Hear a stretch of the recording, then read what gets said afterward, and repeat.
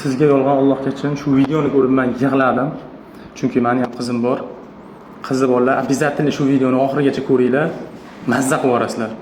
Video yoqqan bo'lsa like, repost, komment, samolyotchi oxirida bitta podpiska bosib qo'yamiz.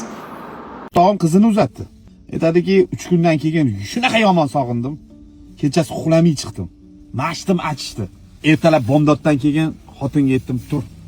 Qizingni ko'rib kelamiz dedi. Voy, adasi jinnimisiz? Qanaqa borib ko'ramiz? Ko'cha sipirgani chiqadi, uzoqdan bir ko'rib kelamiz. O'zini jonli ko'rgim kelyapti debdi. Xullas, eri xotin chiqib borishibdi. 3-4 uy narida turib, mashinada o'tirib tomosha qilishdi. Aksiga olib qizni ko'cha sipirgani chiqmabdi-da. Qaynota qaynanasi ko'cha sovuq, ko'chani sipirmaysan debdi. Baraka topkurlar. O'tirdik deydi, bir mahal darvoza ochildi deydi.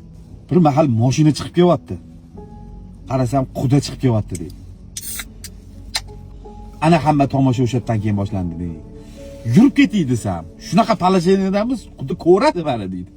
Joyimda o'tiray desam, mashi yonimizdan o'tadi deydi. Nima qilishni bilmadim. Xotin yot deb seni ana tushirib yotib oldik ikkalamiz deydi. Shu bilan qizimni ko'ra olmay men ketdim deydi. Bechora. Xotinni uyga tashab ishga borib ishlab o'tirsam, bir mahal xotin telefon qilyapti. Adasi qizingiz keldi deydi. Hamma ishlarimni yig'ishtirib uyga bordim deydi. Ha qizim tinchlikmi? 3 kun bo'ldi turmushga chiqqaningga. Ertalab mashinada o'tirganinglarni qaynatam ko'rib qopti. Baraka topkur ko'rib qopti qaligi.